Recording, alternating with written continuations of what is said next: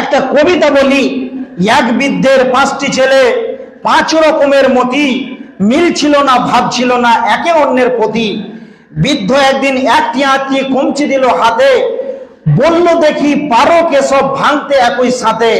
পারলো না কেউ। বৃদ্ধ তখন আঁটিটাকে খুলে একটি কমচি দিল সবার হাতে তুলে। ভাঙলো সবাই।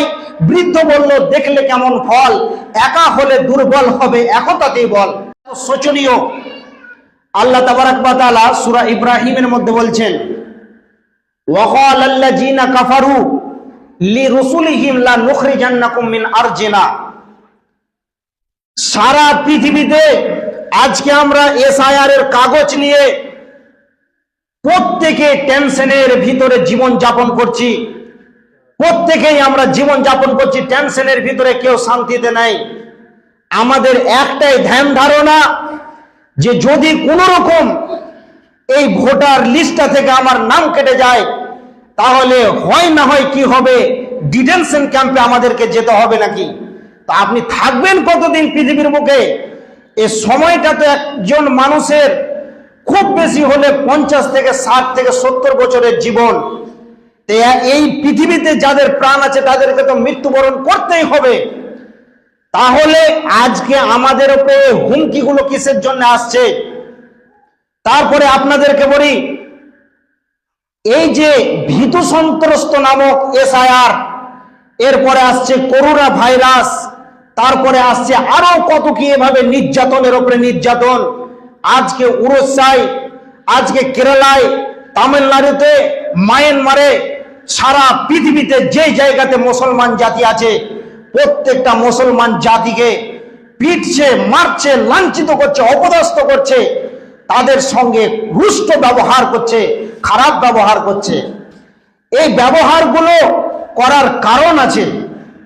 আল্লাহ তাবারাক ওয়া তাআলা বলছেন, লিইউযিকাহুম বাযাল্লাযী আমিলু লাআল্লাহুম ইয়ারজিউন। আমি আল্লাহ তোমাদের উপরে যদি বিপদ আপদ এইভাবে বর্ষণ না করি, তবে তোমরা কি করবে? যদি না দিই তবে তোমরা নিজের মন মতন জিন্দা জীবন যাপন করবে, আর তোমরা আমি আল্লাহকে বলে ভুলে যাবে।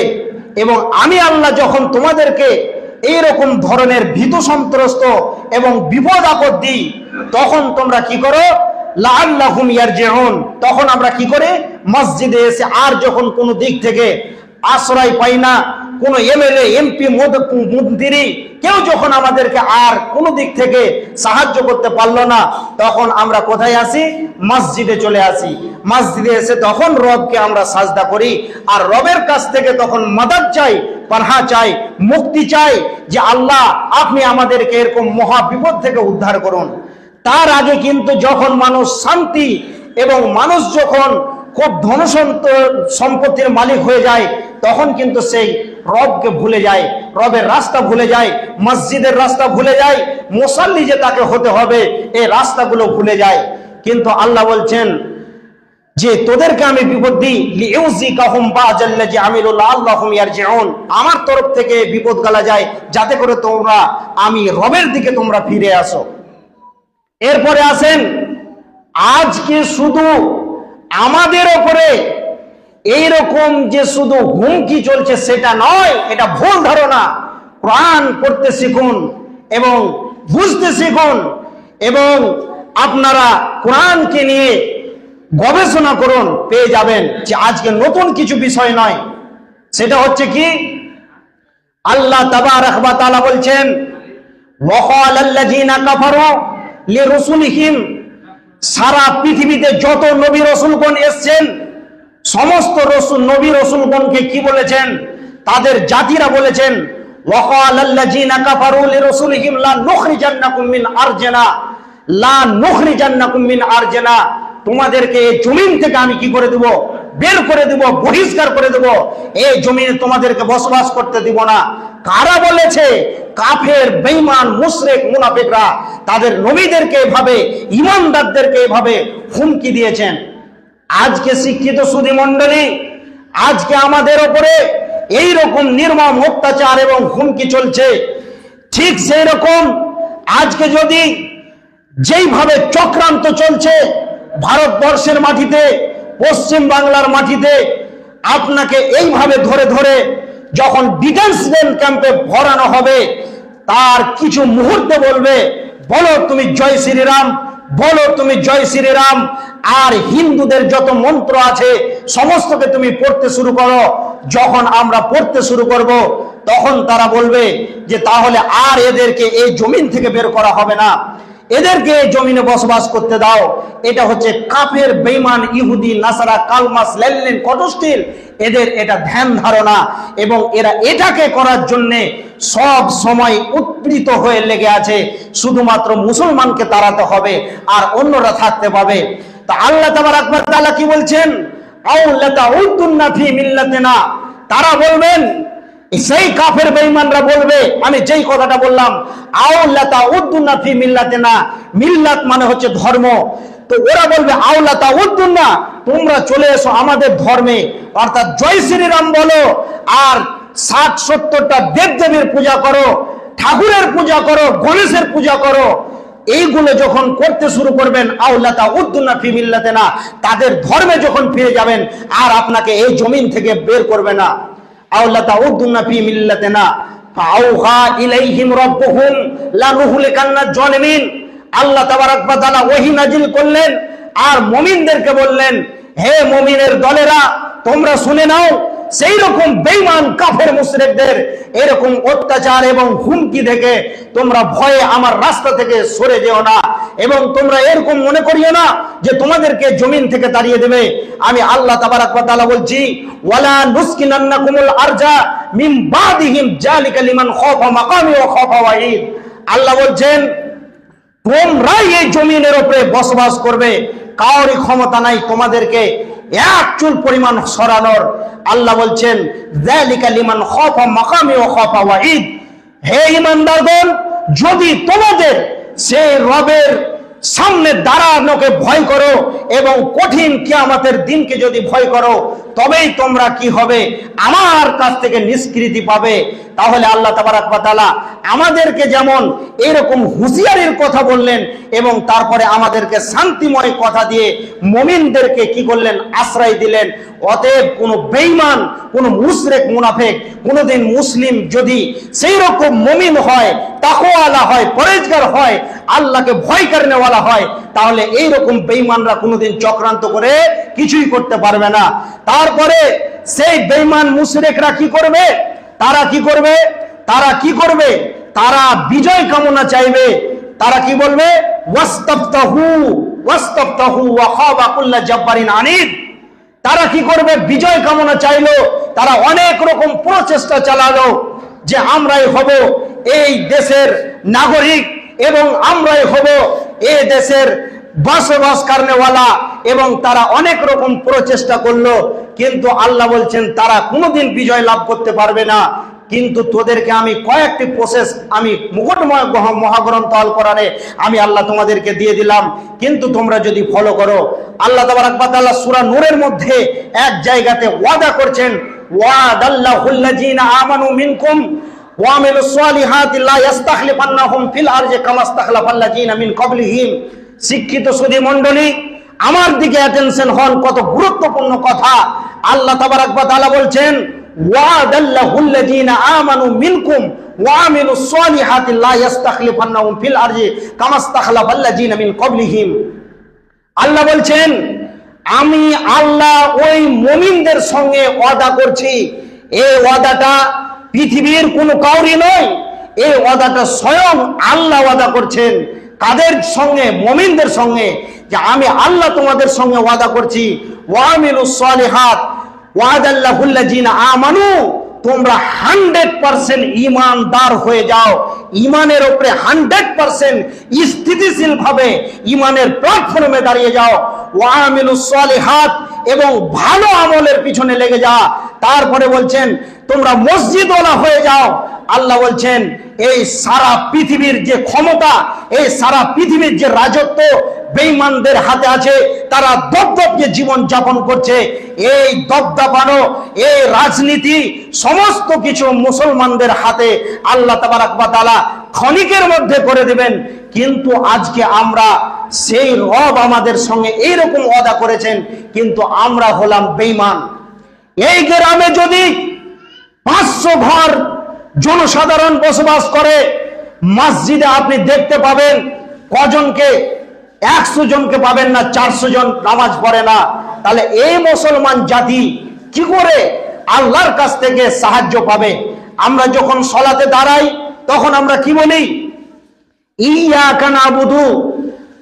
সব সময় আমরা কি বলি? ইয়াকা নাবুদু। যখনই আমরা সলাতে দাঁড়াই, নফল হোক, সুন্নাতে মুআক্কাদা হোক, আর ফরজ হোক, যে কোনো সলাতে যখন আমরা দাঁড়াই তখন আমরা কি বলি? ইয়াকা নাবুদু ওয়া ইয়াকা নাস্তাইন। আল্লাহকে আমরা বলছি, হে মহান রব, আমরা তোমারই ইবাদত করি, ওয়া ইয়াকা নাস্তাইন, এবং আপনার কাছে আমরা কি করি? সাহায্য কামনা করি। তাহলে আমরা যদি আল্লাহ তাবারক ওয়া তাআলাকে কি করি? ইবাদত দিই, তাহলে আল্লাহ তাবারক ওয়া তাআলা আমাদেরকে সাহায্য করবেন, এটা অটোমেটিক হয়ে যাবে।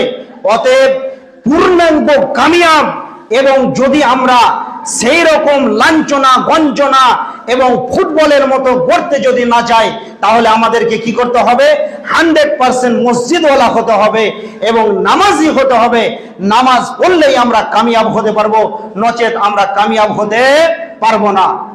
এরপরে আসেন ওয়াস্তাফতাহু, তারা বিজয় কামনা করলো যে আমরা কি করব? এ রাজত্বের মালিকানা পাবো। কিন্তু আবু জাহেল কি করেছিল?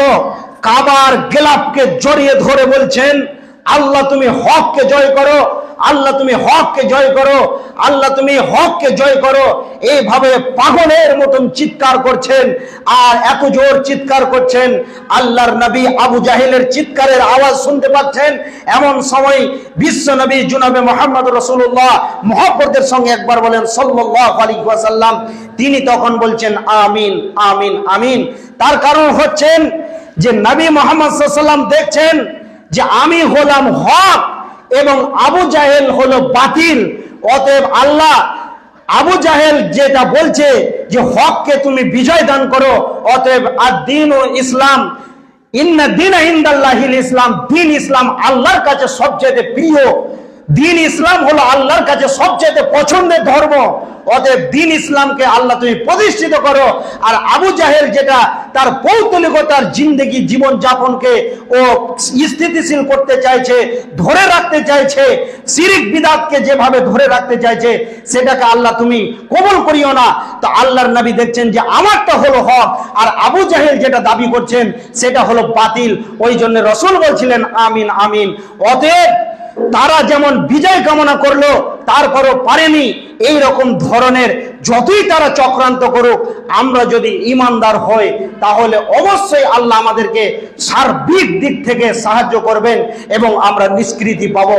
অতএব শিক্ষিত সুন্নি মণ্ডলী, আমাদের সাহায্য, মেন সাহায্য হলো কি? নামাজ, নামাজ, সলাৎ। বিশ্ব নবী যেদিন পৃথিবীর বুক থেকে চিরতরের বিদায় নিয়ে চলে যাবেন, অন্তিম শয্যায় তিনি সজ্জিত হয়ে আছেন। আম্মা জান আয়েশা রাদিয়াল্লাহু তাআলা আনহার কোলে মাথা দিয়েছেন রাসূল। এই মতো অবস্থায় রাসূলের মাথা ব্যথার যন্ত্রণা, এত যন্ত্রণা তিনি সহ্য করতে পারছেন না। এমন সময় রাসূলের পাশে একটি পেয়ালা রাখা ছিল, সেই পেয়ালাতে পানি ছিলেন, আর ওই পেয়ালার পানি বারবার কপালে দিচ্ছিলেন, আর তিনি দোয়া করছিলেন আল্লাহুম্মা আলা গামারাতিল মউত ওয়া সাকারাতিল মউত। এইভাবে রাসূল তিনি দোয়া করছিলেন, আর সেই কঠিন মৃত্যুর যাতনা থেকে আল্লাহর কাছ থেকে পানাহ চাইছিলেন। এত কঠিন অবস্থাতে বিশ্বনবী চিরতরের বিদায় নেবেন। এমন সময় বলছেন ইয়া উম্মতি আস-সালাত আস-সালাত ওয়া মা মালাকাত আইমানুকুম। তিনি মৌতের সমাধে, আজকে যদি এই গ্রামের যদি কোনো মানুষ মনুষ্য অবস্থায় থাকে আর পৃথিবীর বুক থেকে চিরতরের বিদায় নেবে, এই মতো তার পূর্বে, মৃত্যুর পূর্বে সে লোকটি কি বলে? সে বলে আমার ছেলের দিকে দেখিও, আমার মেয়ের দিকে দেখিও, আমার সন্তানরা কি করবে, ওই জায়গাটা রেখে গেলাম, ওই জায়গাটা ভালো করে তুমি গোছিয়ে রাখিও, ওখানে তোমার ভবিষ্যৎ হবে, এটা হবে ওটা হবে, ওই দোকানের মাল অনেকগুলো আছে, ওই মেশিনটা আছে, কম দামে বিক্রি করিও না, তোমাকে যেন কেউ ঠকে নেয় নাই, এরকম ধরনের পৃথিবীর অনেক কথা বলবে, কিন্তু বিশ্বনবী বলছেন ইয়া উম্মতি as-সালাত as-সালাত ওয়া মা মালাকাত আইমানুকুম, হে আমার উম্মত, তুমি কোনোদিন সালাত পরিত্যাগকারী হবে না যদি তুমি কি করো, ওয়ালা তাতরুকান্না সালাতা মাকতুবাতাম মুতাআম্মিদান ফাকাত বারিয়াত মিনহু জিম্মাতিল্লাহ। যে ব্যক্তি, যে ঈমানদার জ্ঞানবশত স্বচ্ছ জ্ঞানে থাকা সত্ত্বে সালাতকে ত্যাগ করে দিল, ও যে আল্লাহর একটা অনুগত বান্দা। যেমন একটি উদাহরণ দিলে বুঝতে পারবেন। আজকে ধরেন ইনি আমার ওস্তাদের মতন, আমার সঙ্গে খুব বন্ধুত্বী, তো ইনার বিপদ আপদে ধরেন ওনার 10-20 হাজার টাকার প্রয়োজন পড়লো। এবার যদি আমাকে বলে মৌলানা ভাই আমার একটু দরকার আছে, 10,000 টাকা দাও তো, আমি দিয়ে দিলাম, খুব সম্পর্ক ভালো। এর মধ্যখানে একটা 10 বছরের সম্পর্ক ভালো আছে, এর মধ্যখানে যদি ওনার সঙ্গে আমার কথা বিনিময় মত বিরোধী হয়ে যায়, এনার সঙ্গে আমার ঝগড়া হয়ে যায়, এরপরে ইনি যখন কোনো বিপদে পড়বে আমার কাছে যদি সাহায্য চায়, আমি কি আর দিব? কোনোদিন দিব না। অতএব আল্লাহর সঙ্গে মহব্বত তখনই থাকে বান্দার যখন সে সালাত আদায় করে, তখন সেই ব্যক্তি আল্লাহর অনুগত্যশীলা বান্দা এবং মহব্বতের বান্দা হয়ে থাকে, এবং আল্লাহ তার প্রতি সন্তুষ্ট থাকে, আল্লাহ তার প্রতি অসন্তুষ্ট থাকেন না। আর যখনই সে সালাত ছেড়ে দেয় তখন সে আর আল্লাহর জিম্মাতে থাকে না। ও মুসলিম তখন লাথে লাথে করে বেড়াবে, লাথ মেরে মেরে তাদের পিঠে চামড়াকে তুলে দেবে। আল্লাহ নীরব দর্শকের ভূমিকা পালন করবেন, আল্লাহ শুধু দেখবেন, কিন্তু ও বেঈমানকে কোনোদিন সাহায্য করবেন না।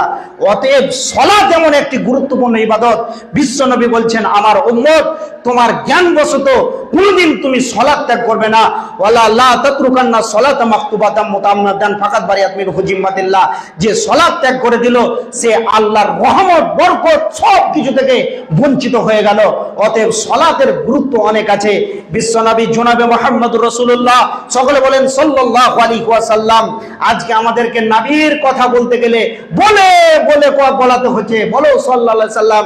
কিন্তু আজকে আমরা এতটাই দুর্বল, শিক্ষিত সুধী মণ্ডলী, অন্য কোন ধর্মের লোক আছে তাদের মুখে শুধু নবীর কথা আসলে তারা অটোমেটিক বলতে লাগবে, কিন্তু আমরা কত বড় গাফিল। বিশ্ব নবীর নামে যদি দুরূদ পড়েন কি ফায়দা আছে জানেন ভাই? দাঁড়িয়ে রাখলে কি ফায়দা আছে? কঠিন কিয়ামতের দিনে যখন মানুষ, এখন যে গ্রীষ্মের সময় আসলো, আপনি ফাঁকা ময়দানে, ভুট্টার জমিতে আর যে কোনো জায়গাতে প্রান্তে কাজ করেন, যখন এত গরমে কাজ করবেন আর কাজ করতে করতে যখন আপনি ক্লান্ত হয়ে যাবেন, শরীর থেকে আপনার ঘাম বয়ে বয়ে বয়ে শরীরের পানি যখন শুকিয়ে যাবে, পিয়াসা এমন ভাবে আপনাকে আক্রান্ত করবে আর আপনি ময়দানে থাকতে পারবেন না, খেতে খামারে থাকতে পারবেন না, তখন আপনাকে পানির কাছে যেতে হবে। পানি পান না করলে আর জানে বাঁচা যাবে না।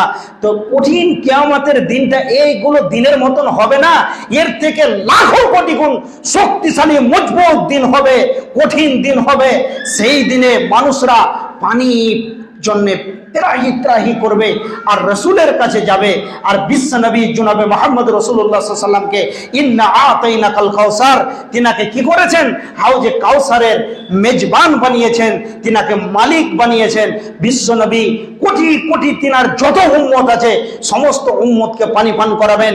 আর যারা রাসূলের সুন্নতকে, মান আহাব্বা সুন্নতি ওয়া মান আহাব্বানি কানা মাই ফিল জান্নাত, মান আহাব্বা সুন্নতি ফাকাদ আহাব্বানি ওয়া মান আহাব্বানি কানা মাই ফিল জান্নাত। যে লোকটি রাসূলের সুন্নতগুলোকে কি করবে? মহব্বত করবে, ভালোবাসবে, সেই লোকটি রাসূলের সঙ্গে জান্নাতে বসবাস করতে পারবে। তো এখন থেকে যদি আমরা রাসূলের তরিকা, রাসূলের সুন্নতগুলোকে আমরা যদি পুঙ্খান্ন ভাবে পালন করি, তবে আমরা কি পাবো? সেই রাসূল তিনি আমাদেরকে পানি পান করাবেন। আর আমরা যখন রাসূলের কাছে যাব পানির জন্য, তখন রাসূল আমাদের চেহারা চরিত্রের দিকে দেখবে, ভাষার দিকে দেখবেন, আর দেখার পরে দেখবেন যে এই লোকটা সারা জীবনে কোনোদিন নামাজি নয়, এই লোকটা জীবনে কোনোদিন রাসূলের সুন্নত পালন করেনি, দাঁড়িয়ে রাখতে পারেনি, বেহায়া বেলিল্লা বেশরমের মতন জীবন যাপন করেছে। ও বেঈমান যখন পানির জন্য যাবে, বিশ্বনবী জনাবে মুহাম্মদ রাসূলুল্লাহ সাল্লাল্লাহু আলাইহি সাল্লাম ওকে পানি দেবে না।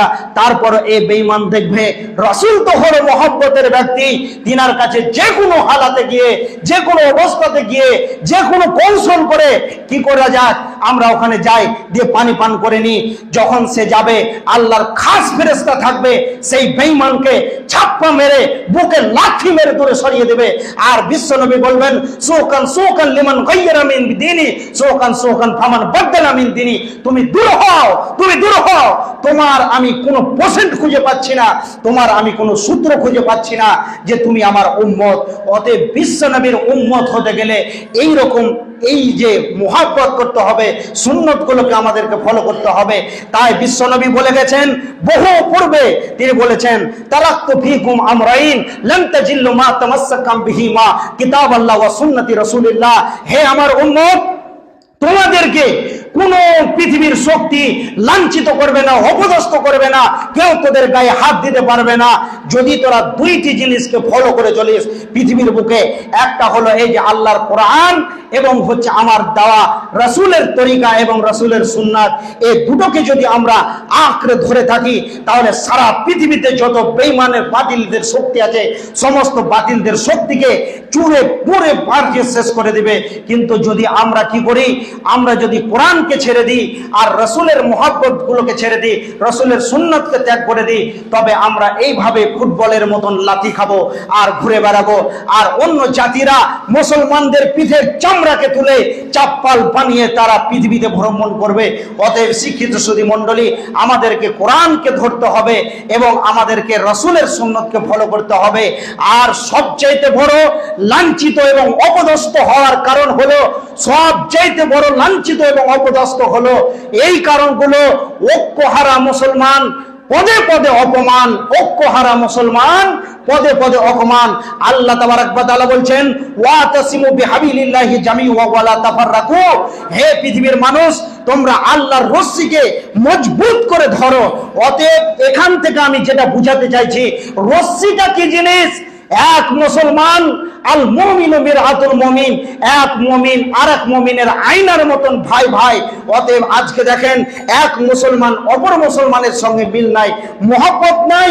আজকে আমরা লাইনচ্যুত হয়ে গেছি, আজকে আমরা বিক্ষিপ্ত হয়ে গেছি, বিক্ষিপ্ত হয়ে গেছি, আমাদের জমায়েত নাই। আমরা যদি একসঙ্গে ভাই ভাই ভাই ভাই কাঁধে কাঁধ মিলিয়ে মুসলমান জাতি দেখতো এবং চলতো, তাহলে সারা পৃথিবীতে যত বেঈমান আছে তারা এই মুসলমান জাতিকে দেখে তারা অনেক দূর দিয়ে পালিয়ে যেত। এবং এই মুসলমান জাতি যদি এক হয়ে ঐক্যবদ্ধ হয়ে যদি জীবন যাপন করত, তাহলে তারা আমাদের দৃশ্য দেখে কি করত? তারা পেশাব করে দিত কাপড়ে। অতএব আজকে আমরা নিজেরাই শেষ হয়ে গেছি, আমাদের ঐক্য ছুটে গেছে, আজকে আমাদের সালামের প্রচলন কমে গেছে, একজন আরেকজনের হিংসা করি, আরেকজন আরেকজনের পরনিন্দা করি। আজকে মুসলমান জাতি সব থেকে দুইটি ভাষাতে মেতে গেছে। এক নম্বর হলো কি, একজন মানুষ যদি খুব মেহনত করে একটা বাড়ি করে, এখন গাড়ি করে, দুবিঘে জমি করে, তারপরে ওর পাশে যে থাকবে তার আর হিংসেতে ঘুম হবে না, তাকে পরিশ্রম করতে হবে, এটা আর ওর মাথায় কাজ করে না। ও শুধু ওকে নিয়ে পড়ে আছে, কি করে হলো, ওকে কি করে ধ্বংস করা যায়, ওকে কি করে শেষ করা যায়, এই রকম ধরনের লেগে আছে। কিন্তু আপনিও পরিশ্রমী হন, পরিশ্রম করেন। ছোট্ট মতো জীবনে আরাম আয়েস নেওয়া যাবে না, তার কারণ মেন আয়েস আরামের জীবন তো সেই দিন আমরা নেব যেই দিন আমরা জান্নাতে যাব। অতএব শিক্ষিত সুধী মণ্ডলী, আজকে যদি কোনো মানুষের প্রতি অন্যায় ভাবে হিংসা করে, এমনি এমনি যদি তার প্রতি হিংসা করে, জুলুম অত্যাচার করে, আর জুলুমাতুন, কেউ যদি অত্যাচার করে একজন মাজলুমের উপরে, তাহলে সেই জুলুমটা হবে কিয়ামতের দিনে অন্ধকার। অতএব শিক্ষিত সুধী মণ্ডলী, খবরদার কারোর প্রতি হিংসা করবেন না এবং অযথায় কারোর প্রতি গীবত করবেন না। এবং মুসলমান এইভাবে শেষ হয়ে যাবে যদি আমরা একে অপরকে যদি সাহায্য না করি, একে অপরে ভাই ভাই হয়ে না চলি। আল্লাহর নবী বলছেন, ওয়াল্লাহি লা ইউমিনু, ওয়াল্লাহি লা ইউমিনু, ওয়াল্লাহি লা ইউমিনু। ওই লোকটি আল্লাহর কসম করে নবীজি বলছেন যে আমি কসম করে বলছি ওই লোকেরা মুমিন নয়, ওই লোকেরা মুমিন নয়, ওই লোকেরা মুমিন নয়। যে বাড়ির একজন প্রতিবেশী তার কাছ থেকে কষ্ট পায়, একজন প্রতিবেশী আজকে রাত্রিতে অনাহারে সে কি করবে, রাতটাকে যাপন করবে, রাতটাকে অতিবাহিত করবে, আর তার পাশের বাড়ির লোক পেট পুরে খাবে আর খেয়ে আনন্দ চিত্তে ঘুমাবে। আল্লাহর নবী বলছেন ওয়াল্লাহি লা ইউমিনু, ওই ব্যক্তি মুমিন নয়। যদি সে মুমিন হতো তাহলে ওর প্রতিবেশী অনাহারে থাকতো না। অতএব শিক্ষিত সুধী মণ্ডলী, আল্লাহর নবী বলছেন মাল্লা ইয়ারহাম লা ইরহাম, যে ব্যক্তি কোনো মানুষের প্রতি দয়া করে না সেই ব্যক্তির প্রতি আল্লাহর দয়া থাকে না। যে ব্যক্তি মানুষের প্রতি দয়া করে না তার প্রতি আল্লাহর দয়া থাকে না। অতএব যদি আল্লাহর দয়া নিতে হয় তাহলে আমাদেরকে কি করতে হবে? মানুষের প্রতি দয়া করতে হবে, মাজলুমদের প্রতি দয়া করতে হবে, দুর্বলদেরকে আমাদেরকে দয়া করতে হবে। আর একটি হাদিস মনে পড়ে গেল, আল্লাহর নবী বলছেন মান সালাসা কুন্না ফীহি ইয়াসসারাল্লাহু হাতবাহু ওয়া ইয়াদখালুহু জান্নাতাহু রিফকুন বিযাইফ ইহসানুল মামলু সাফকাতুল ওয়ালিদাইন। আল্লাহর নবী বলছেন হে আমার উম্মত, তোমরা যদি কি করো, শান্তিতে মরতে চাও, যদি শান্তির মত নিতে চাও তাহলে পৃথিবীর বুকে তুমি তিনখানা আমল করবে। তিনখানা আমল করবে। ইয়াসসারাল্লাহু হাতবাহু ওয়া ইয়াদখালুহু জান্নাতাহু। কখন তুমি মরবে সেটাও জানতে পারবে না। তোমার মরটা হবে ঘুমন্ত মানুষের মতো। মানুষ যেমন মসজিদের দেয়ালে এসে শান্তির ঘরে বসে ঘুমিয়ে যায়, সে জানতে পারে না। সেই রকম যদি মত নিতে হয় তাহলে তিনটি আমল করতে হবে। সেটা হলো কি? ইহসানুল মামলুক। যদি আমাদের বাড়িতে এখন আর গোলাম নাই, যদি আমাদের বাড়িতে কোনো গরিব ঘরের সন্তান কাজে আসে তাহলে তার প্রতি আমাদেরকে রহম করতে হবে, দয়া করতে হবে। এরপরে বলছেন, আমি হাদিসের ব্যাখ্যা অনেক লম্বা আছে আর বলবো না বেশি। তারপরে রাসূল বলছেন যে সাফকাতুল ওয়ালিদাইন, তোমার পিতা মাতার ইহসান করো যারা বার্ধক্যে উপনীত হয়ে গেছে। আল্লাহর নবী বলছেন হুমা জান্নাতুকা ওয়া নারুকা, তোমার পিতামাতাই হলো তোমার জন্য জান্নাত এবং জাহান্নাম। এবং যদি আমরা কি করি, এই তিনখানার প্রতি আমল করি, ইয়াসসারাল্লাহু হাতবাহু ওয়া ইয়াদখালুহু জান্নাতাহু, মান সালাসা কুন্না ফীহি ইয়াসসারাল্লাহু হাতবাহু ওয়া ইয়াদখালুহু জান্নাতাহু, ইহসানুল মামলুক সাফকাতুল ওয়ালিদাইন রিফকুন বিযাইফ। এবং যারা কমজোর, যাদের বুদ্ধিতে কুলায় না এবং অসহায় ব্যক্তি, তাদেরকে যারা সাহায্য করবে। অতএব বার্ধক্যে উপনীত যখন হবে পিতামাতা, তখন তাদের সেবা শুশ্রূষা করা, এবং যখন আমাদের কাছে যখন কোনো কাজের লোক আসবে তখন আমাদেরকে কি করতে হবে? তার সাথে ভালো ব্যবহার করতে হবে, ইহসান করতে হবে, এবং কমজোর যারা আছে তাদেরকে আমাদেরকে সাহায্য করতে হবে। তবেই আমরা কি পাবো? নিষ্কৃতি পাবো।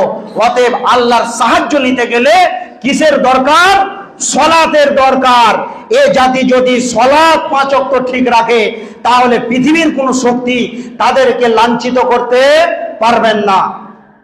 তাহলে আজকে আমাদের বড় মাধ্যম দ্বারা বললাম যে ওয়াতাসিমু বিহাবিলিল্লাহি জামিআ ওয়া লা তাফাররাকু। যদি আমরা বিচ্যুত হয়ে যাই তাহলে আমরা শেষ হয়ে যাব। আর যদি আমরা কি করি, একে অপরে মহব্বতের জীবন যাপন করি তাহলে আমরা কি হয়ে যাব? আমাদেরকে কেউ আর অপদস্থ করতে পারবে না। আমরা এরকম বাঘের মতো জীবন যাপন করব। অতএব আজকে একটা কবিতা বলি, এক বৃদ্ধের 5টি ছেলে, 5 রকমের মতি, মিল ছিল না, ভাব ছিল না একে অন্যের প্রতি। বৃদ্ধ একদিন একটি আঁটি কমচি দিল হাতে, বলল দেখি পারো কে সব ভাঙতে একই সাথে। পারলো না কেউ। বৃদ্ধ তখন আটিটাকে খুলে এক একটি কমচি দিল সবার হাতে তুলে। ভাঙলো সবাই। বৃদ্ধ বলল দেখলে কেমন ফল, একা হলে দুর্বল হবে একতাতেই বল। আজকে যদি 10খানা লাঠি এক জায়গাতে থাকে তাহলে আপনি শরীর সমাধি হয়ে যাবে, ভাঙতে পারবেন না। আর ওই আটিকে খুলে যদি একটা একটা করে কমচি সবার হাতে দেওয়া হয় তাহলে ওইটা পটপট পটপট করে ভেঙে দিবে। অতএব শিক্ষিত সুধী মণ্ডলী, যদি আমরা মুসলিম ভাই একে অপরে যদি আমরা মহব্বত হয়ে জীবন যাপন করি তাহলে অন্য জাতিরা দেখবে না এদেরকে লভানো যাবে না। আর যদি আমরা এইরকম করি তাহলে আমাদেরকে কি করবে? এইভাবে অপদস্থ করতে থাকবে। এবং আমরা এই যে অনেক লাঞ্ছিতর শিকার হচ্ছি এবং মুসিবতের শিকার হচ্ছি, আমাদের উপরে যে প্রেশান তাকলিফ চলছে, এটা কিসের কারণে? আমরা পথভ্রষ্ট হয়ে গেছি এর কারণে। আজকে এই যে এখানে বসেছেন, এই গ্রামে কতগুলো মানুষ আছে, কত জনসাধারণ আছে, কিন্তু আজকে আমরা কজন আছি এর সামনে? এগুলো ভালো লাগে না, এগুলো আমাদেরকে কোরআন হাদিস ভালো লাগে না। আল্লাহর নবী জনাবে মুহাম্মদ রাসূলুল্লাহ সাল্লাল্লাহু আলাইহি সাল্লাম বলছেন যে সারা পৃথিবীতে যতগুলো নবী এসেছেন, কঠিন কিয়ামতের দিনে প্রত্যেক নবীকে বলবে আর ইয়া নাফসি করবে, আর নিজের জন্য সবাই বলবে আজকের দিনে আমি কি করে বাঁচবো। কিন্তু বিশ্ব নবীর উম্মত হওয়াটা এত বড় সৌভাগ্য ব্যাপার। দল দল মানুষ জান্নাতে যাবে, অন্য নবীর উম্মতরা এইভাবে দেখবে আর তারা বলবে ওরা আবার কারা? তখন তারা বলবে যে এরা হলো শেষ নবী, আখিরে পয়গম্বর নবী মুহাম্মদুর রাসূলুল্লাহ সাল্লাল্লাহু আলাইহি সাল্লামের উম্মত। তো কেন এরা কি এমন কাজ করেছে যে এরা দলে দলে জান্নাতে যাচ্ছে? না তো যে জামানায় রাসূল ছিল না, তা'মুরুনা বিল মারুফ, সেই জামানাতে রাসূলের যে কাজ সেই রকম কাজ করেছে তার জন্য। অতএব আপনি মনে করিয়েন না যে এই যে মাজলিসে বসেছেন, এই মাজলিসটা জানামানা মাজলিস নয়, এর গুরুত্ব কত আছে। মুসলিম শরীফের হাদিস, আল্লাহর নবী বলছেন কোন মানুষ যদি দ্বীনি মাজলিসে বসে, এই দ্বীন ইসলামের মাজলিসে যদি সে বসে এবং তার নিয়তকে যদি সে পরিশুদ্ধ করে নেয় এবং সে যদি মনে করে যে আল্লাহ আর জীবনে আমি কোনোদিন যা করেছি বিগত জীবনে আর কোনোদিন করব না, আজ থেকে আমি তওবা করে নিলাম, তুবু ইলাল্লাহি তাওবাতান নাসুহা, সেই ব্যক্তি এমন তওবা করবে যেমন ছিদ্র কাপড়ে যদি তালি দিয়ে দেওয়া হয় এপার থেকে যেমন ওই পার দেখা যায় না, ওই রকম যদি সে তওবা করে তাহলে আল্লাহ তাবারাক ওয়া তাআলা ওই ব্যক্তির এই মাজলিসে তার জীবনের সমস্ত গুনাহকে মাফ করে দেবেন এবং তাকে মাসুম বাচ্চা বানিয়ে দেবেন। অতএব শিক্ষিত সুধী মণ্ডলী, এটা খবরদার ভাবিয়েন না যে এই মাজলিসের গুরুত্ব নাই। অতএব এখানে যারা উপস্থিত হয়েছেন তাদেরকে একটা সৌভাগ্য হিসাবে মনে করে নিতে হবে যে আমাদের বিরাট বড় সৌভাগ্য, আমরা এখানে উপস্থিত হতে পেরেছি। এখানে আল্লাহর ফেরেশতারা দেখছেন এবং আপনার নিয়ত যদি ভালো হয় তারাও আপনার জন্য মাগফিরাতের দোয়া করবে। অতএব শিক্ষিত সুধী মণ্ডলী, আজকে এখানে কিছু মা বোনরা উপস্থিত হয়েছেন, তাদের জন্য কিছু আমি উপহার দিই। মা বোনরা পৃথিবীর মুখে জাহান্নামে বেশি যাবে এবং রাসূল দেখেছেন, তার প্রমাণ আমি আপনাদেরকে দিচ্ছি। বিশ্বনবী জনাবে মুহাম্মদুর রাসূলুল্লাহ সাল্লাল্লাহু আলাইহি সাল্লাম যখন তিনি সাবে মিরাজে গিয়েছিলেন, মিরাজ দর্শন করতে করতে যখন জাহান্নামে দেখলেন শুধু মহিলা আর মহিলা, মহিলা আর মহিলা, এত মহিলার ভিড় কেন? তারপরে আল্লাহর নবী বলছেন জিবরিল আমিনকে, জিবরিল আমিন বলেন এত কেন মহিলাদের ভিড়? তখন জিবরিল আমিন বলেছিলেন তাদের ব্যাপারে যে এরা হলো পৃথিবীর বুকে এরা গীবত করে এবং তারা কি করে, এদের বদগুণ হলো 2-3-4 খানা আছে। 1 নম্বর বদগুণ হলো মহিলারা গীবত করতে পছন্দ করে এবং মহিলারা চুরি করে নাই, অনেক মাল ধন চুরি করে। দেখবেন একটা ফেরিওয়ালা মাদুরওয়ালা যদি গ্রামে আসে, একজন ব্যক্তি ছোট মোটো একটা নাকের কানের সিটিকলের যে জিনিসগুলো নিয়ে আসে, ছোট মোটো এই যে আপনার কিনা খোরা মোনা বাটি এই যে বর্তনগুলো নিয়ে আসে, এরকম জিনিসগুলোকে তারা কি করে, লুকিয়ে নেয়। তো এগুলো হচ্ছে তাদের বদগুণ এবং তারা অনেক অভিমান করে, স্বামীকে সন্তুষ্ট করে না। তারপরে ওরা কি করে না, তাদের জবানের হেফাজত করে না, বডির হেফাজত করে না। তারা তাদের জন্য যে পর্দাটা ফরজ, কিন্তু তারা পর্দার গর্দ উড়িয়ে চলে, এর জন্য তারা বেশিরভাগ জাহান্নামে।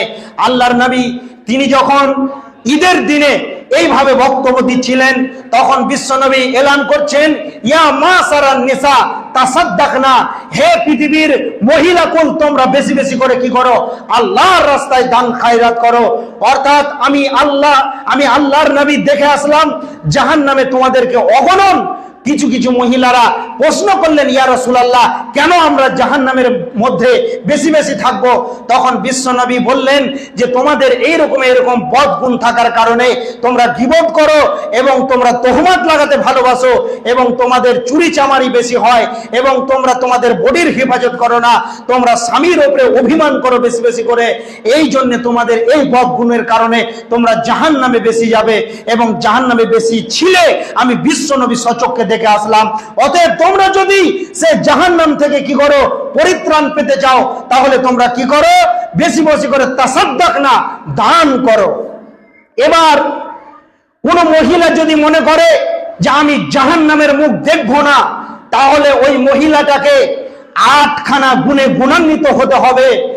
এবং বিশ্বনবী বলছেন 4খানা আমল আরো আছে, যদি এই 4টি জিনিসের উপরে তারা আমল করতে পারে, তাহলে আল্লাহর নবী বলছেন ফালা তাদখুলু মিন আইয়াবওয়াবিল জান্নাতি সাআত, জান্নাতের 8টি দরজা আছে, সে 8টা দরজার মধ্যে থেকে যে কোনো দরজা দিয়ে ইচ্ছা করবে, তার মন চাইবে সেই দরজা দিয়ে ঢুকবে, তাকে কেউ বাধা দেওয়ার থাকবে না। তাহলে প্রথম নম্বরে হলো সল্লাত খামসাহা, সামাত সাহারাহা, ওয়া আহসানাত ফারজাহা, ওয়া আতাত বালাহা। সল্লাত খামসাহা মানে 5 ওয়াক্তের নামাজি হতে হবে, সামাত সাহারাহা রমজানের রোজা রাখনেওয়ালি হতে হবে, ওয়া আতাত বালাহা স্বামীর কথার উপরে জীবন যাপন করতে হবে, ওয়া আহসানাত ফারজাহা এবং মাথা থেকে নিয়ে পায়ের তেলে পর্যন্ত তার শরমগা, এই শরমগায়ের হেফাজত করতে হবে, অর্থাৎ বডির হেফাজত করতে হবে। তবেই আল্লাহ তাবারক ওয়া তাআলার নবী বলছেন এই 4টি গুণ যদি, এই 4টি বিষয়ের উপরে যদি সে আমল করতে পারে, ফালা তাদখুলু বিল আইয়াবওয়াবিল জান্নাতি সাআত, যেটা দরজা দিয়ে চাইবে সেটা দিয়ে সে জান্নাতে ঢুকতে পারবে। আজকে আমাদের মধ্যে নামাজের গুরুত্ব নেই। আজকে মহিলারা বেশিরভাগ বেনামাজি, পুরুষরা তো আছে, তার মধ্যে ওরাও কিন্তু বহুত বড় গাফিল। এই গাফলাতের কারণে তারা জাহান্নামে যাবে। আজকে সমাজের ভিতরে 2খানা রোগ আছে। আমরা যে এই যেখানে বসে আছি, তো আমাদের নিয়তটা যদি ভালো হতো, এরকম মন মানসিকতা যদি হতো যে যে কথাগুলো শুনবো যে পরিবর্তন হব, এইরকম যদি নিয়ত থাকে, তাহলে অবশ্যই এই জাতি পরিবর্তন হবে।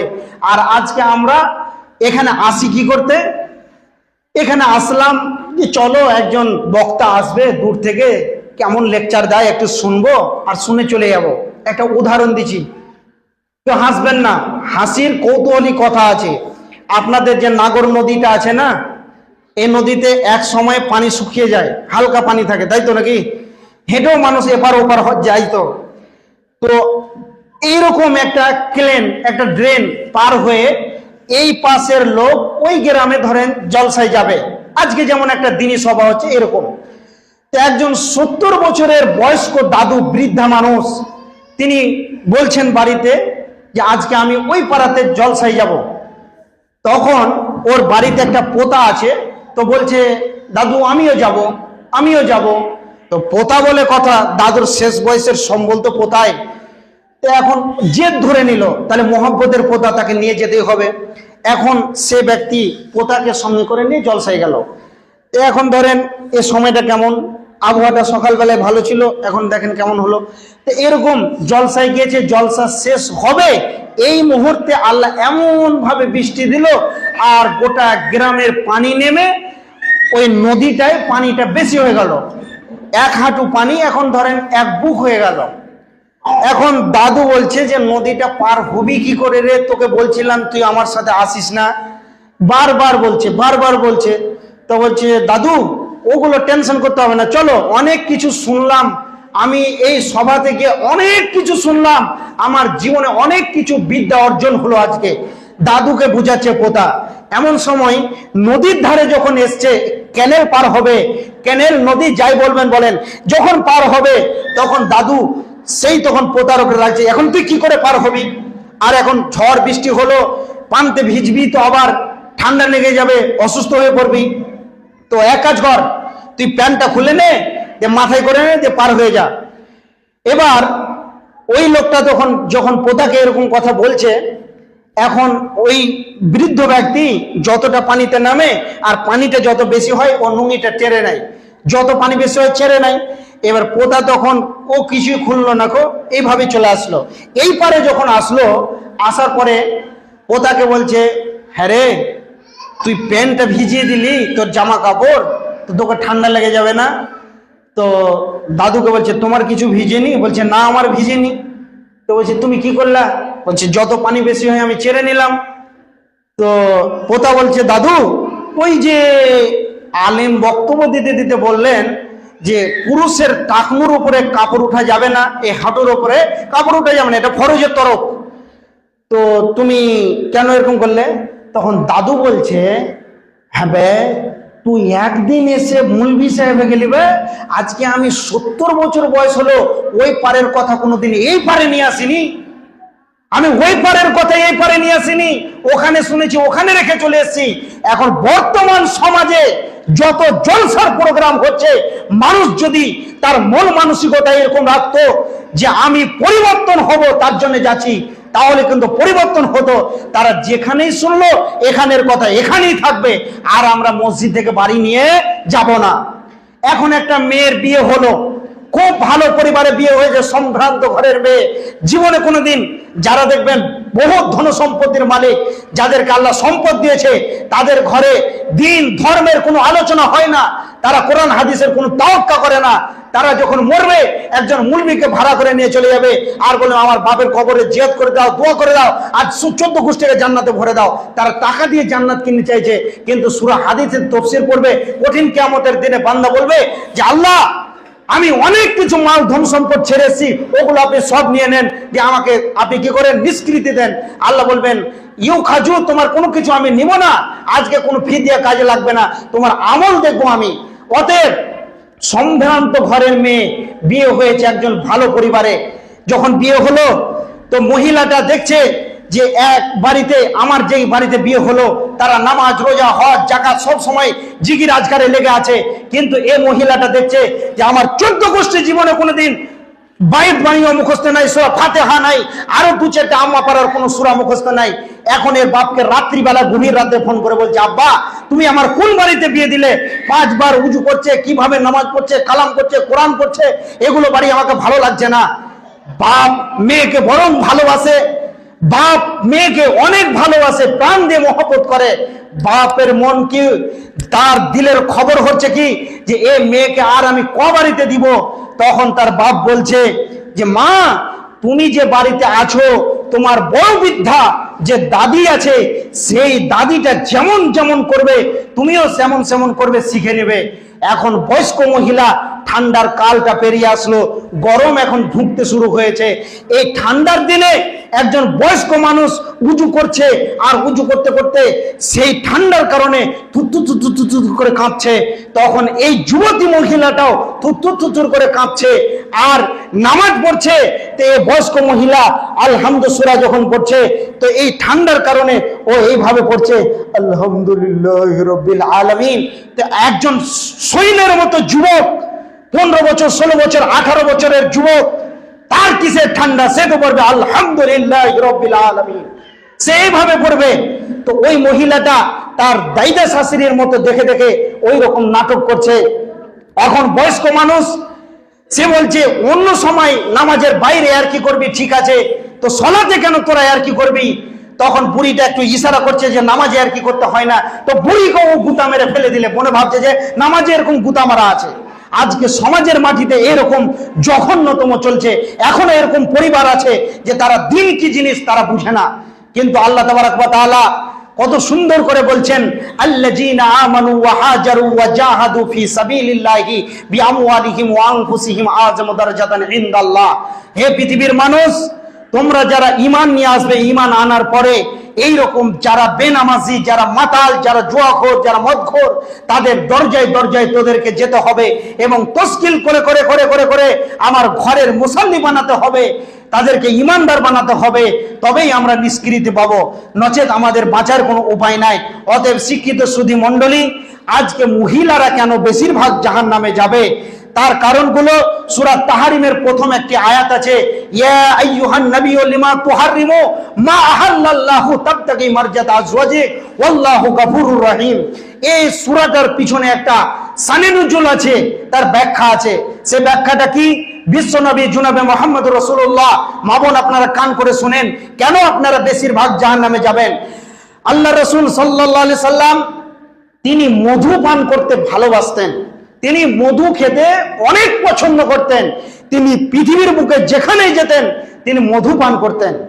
এবার বিশ্বনবী জনাবে মুহাম্মদ রাসূলুল্লাহ সাল্লাল্লাহু আলাইহি সাল্লাম আম্মা জান জাইনাব রাদিয়াল্লাহু তাআলা আনহা তিনি মধু সংগ্রহ করে রাখতেন এবং বিশ্বনবী তার কাছে যেতেন এবং মধু পান করতেন।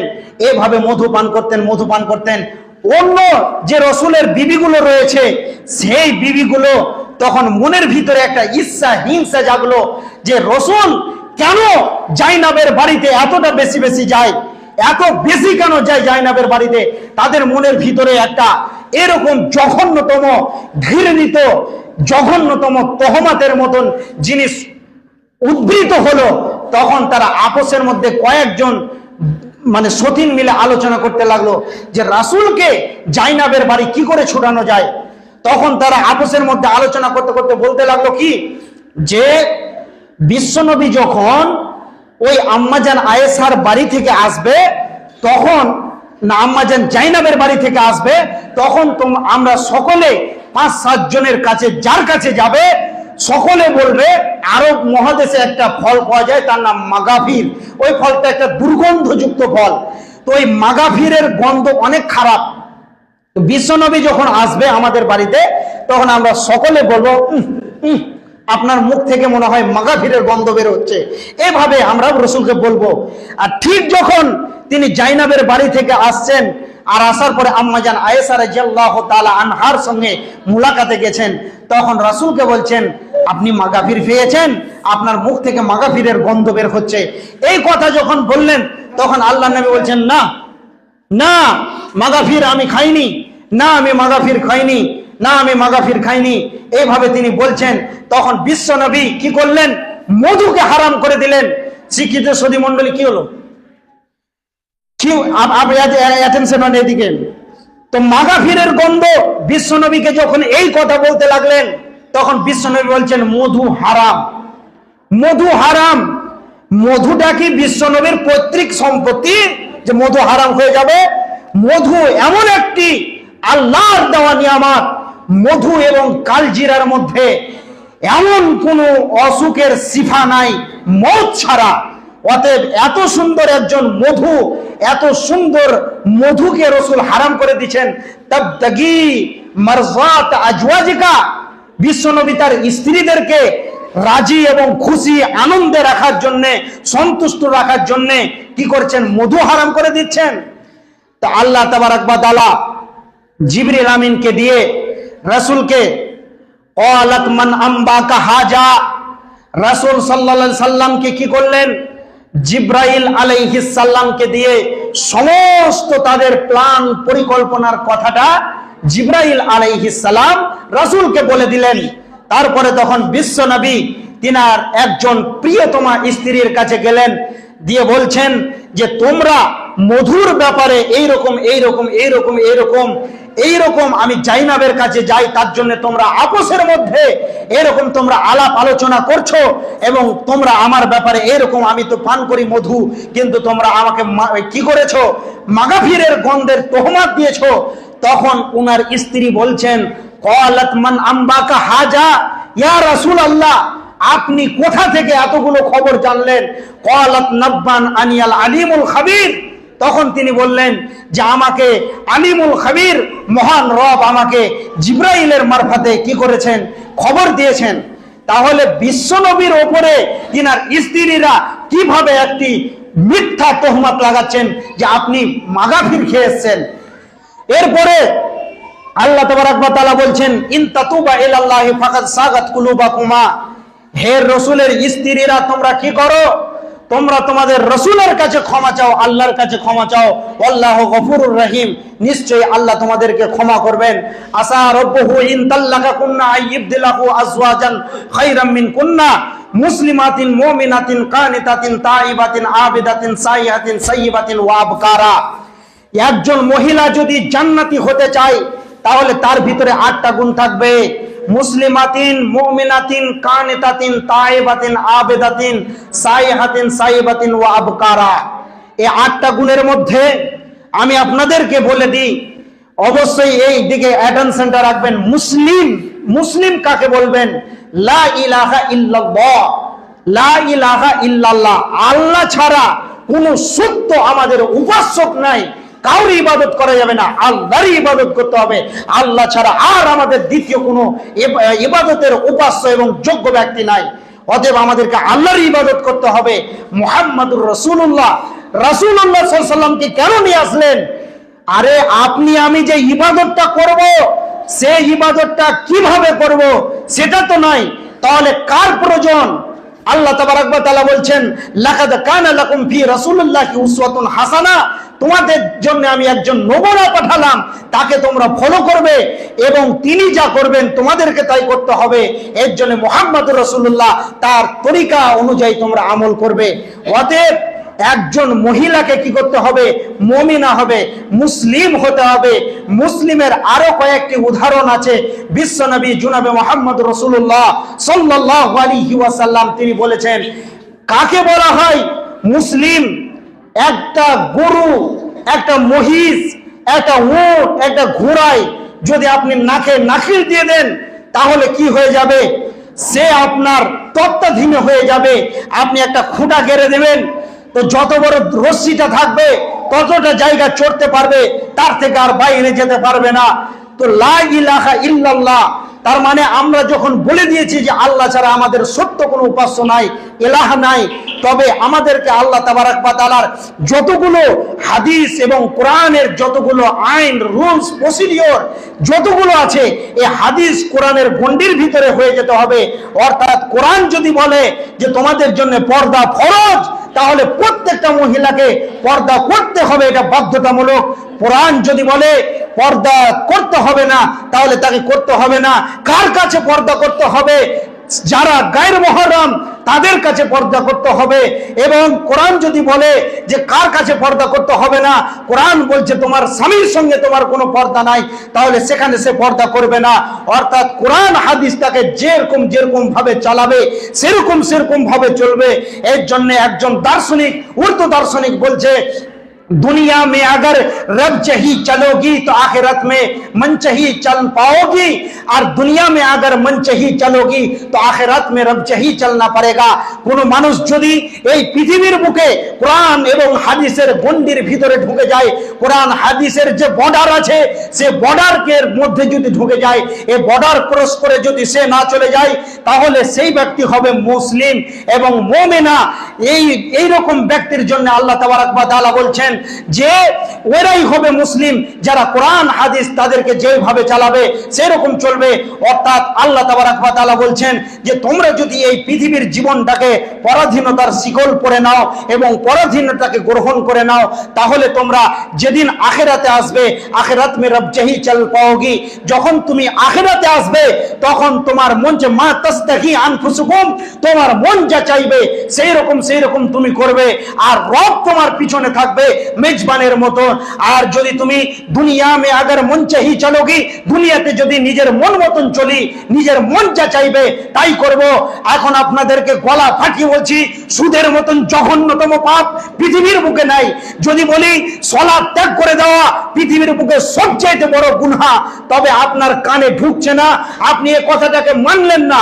এরকম যদি আপনার মন মানসিকতা হয়, তারপরে যদি আপনাকে বলি যে কুল্লিল মুমিনাতি ইয়াগুযু মিন আবসারিহিম, তুমি কি করো?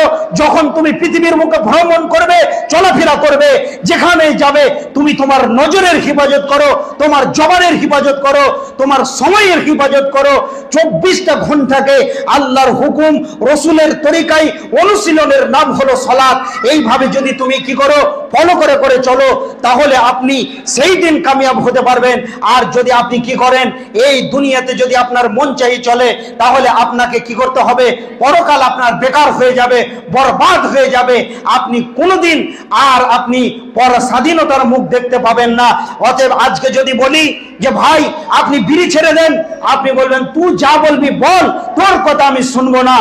আর তারপরে যদি বলি সুদটা ছেড়ে দেন, তারা ছাড়বে না, নিজের মন মতো চলবে। কিন্তু যেদিন সেই ব্যক্তিকে জাহান্নামের মধ্যে নিক্ষেপ করা হবে, জান্নাতীদেরকে যখন জান্নাতের মধ্যে প্রবেশ করতে দেওয়া হবে, জান্নাত জাহান্নামের মধ্যখানে সামান্যটুকু আল্লাহ ফারাগাত রাখবেন এবং জান্নাতীরা জাহান্নামীরাকে দেখতে পাবে আর জাহান্নামীরা জান্নাতীদেরকে দেখতে পাবে।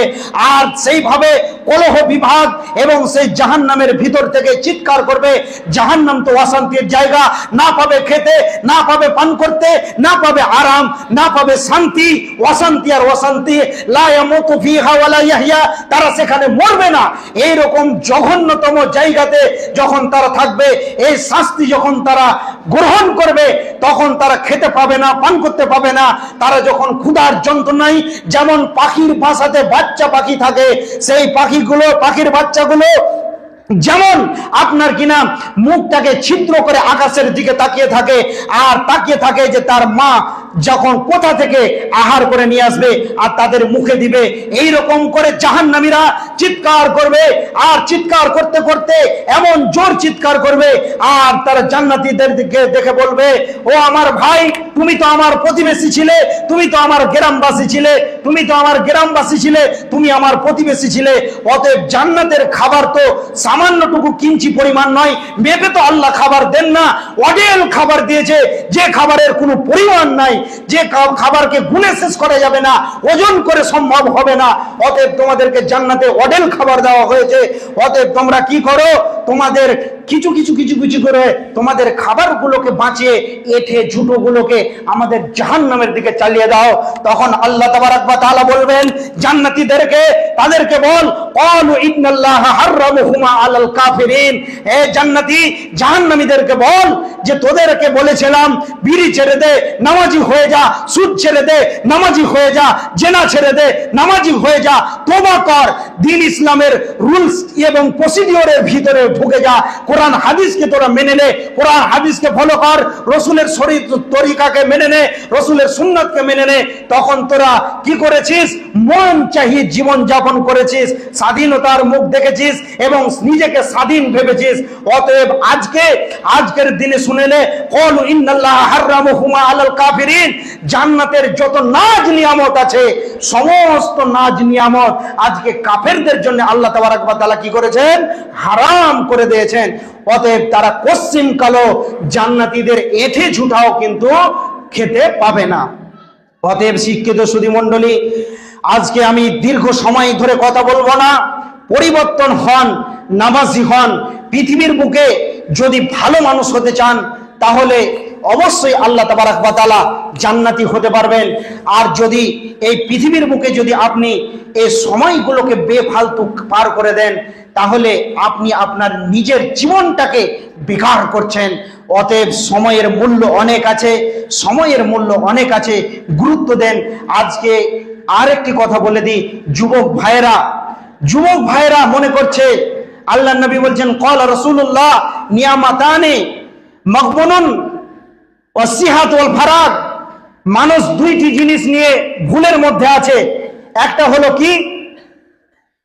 হলো কি সে মনে করে যে আমি অবসর জীবন পাবো, অবসর জীবন মানে ফাঁকা টাইম পাবো, তখন আল্লাহর খুব ইবাদত করব।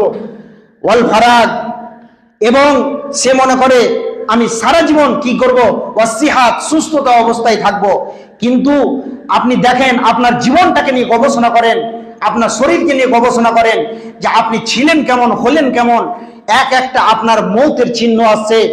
আপনার দাঁত এমন শক্ত ছিল, হাড়কে কড়কড় করে চাপিয়ে খেয়েছেন, সে দাঁত আর নিতে পারছে না, হাড় চিবাতে গেলে দাঁত খুলে যাচ্ছে, এটা একটা কবরে যাওয়ার আলামত।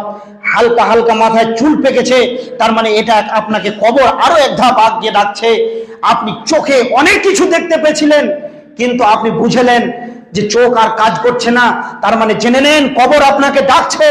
আপনার সেই যে চামড়ার স্কিন টাইট ফিটিং মজবুত রয়েছে, এই স্কিন জড়সড় হয়ে গেছে, তার মানে জেনে নেন যে কবর আপনাকে আরো অতি সংকীর্ণ জায়গায় আপনার সময়কে সংকীর্ণ করে দেওয়া হয়েছে, অর্থাৎ আপনাকে কবরে যেতে হবে। অতএব চিরজীবন সুস্থ থাকবেন না, আর ফাঁকা টাইম কোনোদিন নসিবে মিলবে না। অতএব শিক্ষিত সুধী মণ্ডলী, যারা কি করেন যুবক অবস্থাতে কি করে আল্লাহর ইবাদত করে, ওয়াসাবুন নাসাফি ইবাদাতিল্লাহ, যৌবন অবস্থাতে যারা আল্লাহর ইবাদত করে, এই যৌবনের ইবাদত এবং বার্ধক্যের ইবাদত হাজার হাজার গুণ ডিস্টেন্স রয়েছে। একজন যুবক ছেলে যদি শুরু থেকে নিয়ে শেষ পর্যন্ত ইবাদত করে, বৃদ্ধ যখন হয়ে যাবে সে, তখন যদি তার বয়স হয়ে যায় আর যদি সে সলাত আদায় না করতে পারে, পেচ্ছাপ পায়খানা করে দেয়, মাথায় কাজ করে না, ব্রেন স্ট্রোকের রোগী হয়ে গেছে, তখন যদি যে সলাৎগুলো তার ছুটে যাবে, ওই লোকটি যৌবনকালে ইবাদত করার কারণে তখন ওই লোকটা পেনশনের মতন নেকি পেতে থাকবে। সলাত আদায় না করলেও সে নেকি পাবে, যেহেতু যৌবনকালটাকে আল্লাহর রাস্তায় দিয়েছে। অতএব শিক্ষিত সুধী মণ্ডলী, আল্লাহর নবী বলছেন, ওয়া গিনাকা কাবলা ফাকরিকা, ধন সম্পদ হলো নিয়ামত ফকির হয়ে যাওয়ার আগে। আজকে দেখেন ভাই আমার, আপনি অনেক টাকার মালিক, অনেক টাকার মালিক, আপনার কাছে এখন হয়তো ধরেন 10,000 টাকা, যে সর্বনিম্ন কথা বলছি, প্রত্যেকটা মানুষকে আল্লাহ অনেক শান্তি দিয়েছে, অনেক ধনের মালিক বানিয়েছে। অতএব আপনার কাছে যে 10,000 টাকা আছে, এই টাকার মধ্যে থেকে আপনি 500 টাকা দান করতে পারবেন। আর যেদিন আপনি বার্ধক্যে পৌঁছে যাবেন, এই 10,000 টাকার মধ্যেও আপনার সন্তানরা বন্টন করবে, কিন্তু আপনি সেদিন কি করতে পারবেন না, দান খায়রাত করতে পারবেন না। এই বলে একজন সাহাবীর কথা বলি, সেই সাহাবীটার নাম, আমি এখানে কালেকশনের কথা বলিনি ভাই আমার, একটু মনোযোগ সহকারে শুনেলেন, সাদরের টাইমগুলোকে চেয়ে নিচ্ছি। হায়াত বাকি তো মোলাকাত বাকি, আর মনে হয় কোনোদিন আসতে পারি না আসতে পারি, হয়তো আমার মত কালকে হয়ে যেতে পারে, কিন্তু এই কথাগুলো শুনেলেন। আজকে দেখেন, আপনার যখন বয়স হয়ে যাবে, শরীর সমাধি হয়ে যাবে, যখন আপনি শুনবেন যে এই মসজিদে দান করে এত নেকি, মাদ্রাসায় দান করলে এত নেকি, তখন আপনি অনেক প্রচেষ্টা করবেন, কিন্তু আপনার কোনো কাজ হবে না। যখন আপনার মাল হাতছাড়া হয়ে যাবে, তখন আপনার আর কোনো কাজ হবে না, তখন আপনি ফকির হয়ে যাবেন। ছেলেকে বলবেন, বাবা 500 টাকা দাও, আল্লাহর ঘরে দান করব। তারা আপনাকে ঝিড়কি মেরে মেরে কথা বলবে, আপনার ক্ষমতা হবে না জোর করে তাদের কাছ থেকে নিয়ে আল্লাহর ঘরে দান করবেন, এবং আপনি মসজিদ মাদ্রাসায় দিবেন। তো এইরকম ধরনের অনেক আপনার এইরকম আপনি ভিখারি হয়ে যাবেন। আল্লাহর নবীর সাহাবী আমর বিন আস রাদিয়াল্লাহু তাআলা আনহু, তিনি অনেক সম্পদকে জমিয়ে রেখেছেন। এই মতো অবস্থায় রাসূল সাল্লাল্লাহু আলাইহি সাল্লামের এত বিচক্ষণ সাহাবী, তিনি যখন অন্তিম শয্যায় পৃথিবীর বুক থেকে চিরতরের বিদায় নেবেন, তিনার ছেলেকে বলছেন, বেটা তোমার জন্য ওই যে কাঠের বাক্সটা দেখতে পাচ্ছ, এই বাক্সে আমি অনেক মাল রেখেছি, অতএব তুমি এই মালগুলোকে নিয়ে নাও। তখন আল্লাহর নবীর সাহাবীকে বলছেন, আব্বা আপনি আপনার মাল নিয়ে যান, আমার এগুলো মালের দরকার নাই।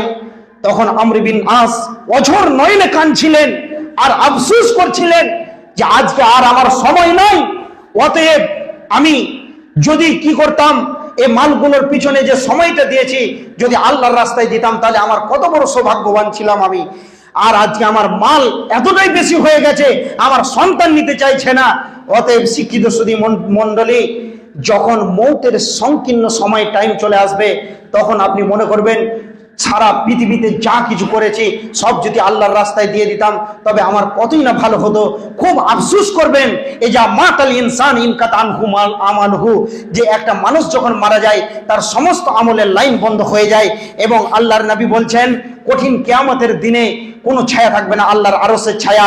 অর্থাৎ যে ব্যক্তি দান করে ডান হাতে বাম হাত টের পায় না, ওই কঠিন দিনে নিষ্কৃতির জন্যে এবং আমাদের সুপারিশের জন্যে আমরা সেই জায়গাতে স্থানটাকে পাওয়ার জন্যে যেমন টিকিট বুকিং করতে হয় এসি আর আপনার কিনা রিজার্ভেশনের, ওই রকম এই পৃথিবীটা হলো আমাদের টিকিট বুকিং করার জায়গা। অতএব আমরা যদি মনে করি যে আমরা ওই জায়গাতে স্থানে থাকবো এবং আরাম আয়েশ চাইবো, তাহলে আমাদেরকে দান খায়রাত করতে হবে। পৃথিবীর বুকে জান্নাতে যাওয়ার একটা মাধ্যম হলো দান করা। অতএব শিক্ষিত সুধী মণ্ডলী, কে দান করবেন কত করে? আপনারা যা পারবেন দেন আমার হাতে, আমি আপনাদেরকে কিছু দোয়া দিব। আল্লাহ তাবারাক ওয়া তাআলা অবশ্যই একজন মুসাফিরের দোয়া আল্লাহ কবুল করেন। অতএব অনেক দূর থেকে এসেছি, আপনারা দেন, যে যতটুকু পারবেন আল্লাহর ঘরের জন্য দেন, আপনাদের কোনো কাজে লাগবে। এবং এরকম আশা করে দেন যে মহা বিপদ থেকে উদ্ধারের জন্য আপনি দান করেন। আপনি মনে করেলেন যে আপনার উপরে একটা মহা বিপদ আসতো, বিপদ আপনি বুঝতে পারবেন না। যখন বিপদ আপনাকে গ্রাস করবে তখনই আপনি বিপদ বুঝতে পারবেন। তো ভাই আমার, আল্লাহর নবী বলছেন যে তোমরা যদি বিপদ থেকে মুক্তি পেতে চাও, আর সাদকা ও তারুদ্দুল বালা, বেশি বেশি করে তোমরা দান করো। বেশ কিছু ভাই আমার দান করলেন। কি নামে দিচ্ছেন ভাই আমার? হে আল্লাহ রাব্বুল আলামিন, তোমার বান্দারা 100-200 করে আল্লাহ দান করছে। 500-1000 কে দেনেওয়ালা কেউ নয়, সব 100 গো দেন আল্লাহর রাস্তায়। আল্লাহুম্মা সাল্লি আলাইহি আল্লাহুম্মা বারিক আলাইহি, লা ইলাহা ইল্লাল্লাহুল হালিমুল কারীম, সুবহানাল্লাহি রাব্বিল আরশিল আযীম, আলহামদুলিল্লাহি রাব্বিল আলামিন, আসআলুকা মুজিবাতি রাহমাতিক ওয়া আযাইমা মাগফিরাতিক ওয়াল গানিমাতা মিন কুল্লি বিররিন ওয়া সালামাতা মিন কুল্লি ইসম, লা তা'দাল্লানা জাম্মান ইল্লা গাফারতাহু ওয়া লা হাম্মান ইল্লা ফারাজতাহু ওয়া লা হাজাতান হিয়া লা খারিজান ইল্লা কাযাইতাহা ইয়া আরহামার রাহিমিন। লা ইলাহা ইল্লা আনতা সুবহানাকা ইন্নী কুনতু মিনাজ জালিমিন। আল্লাহুম্মা আজিরনি ফি মুসিবাতি ওয়া খলুক লি খায়রাম মিনহা। আল্লাহুম্মা আজিরনি ফি মুসিবাতি ওয়া খলুক লি খায়রাম মিনহা। হে রব্বুল আলামিন, তোমার বান্দারা যে নিয়তে দান করলো আল্লাহ, জানি না তাদের মনের উদ্দেশ্য বাসনা কামনা আল্লাহ কি আছে। রব্বুল আলামিন, তুমি আহকামুল হাকিমিন, রব্বুকুম আলামু বিমা ফি নুফুসিকুম। আল্লাহ, তুমি সবকিছু ভালো জানো। যে বান্দা যা কিছু কল্পনা করে সেগুলো আপনি জানেন।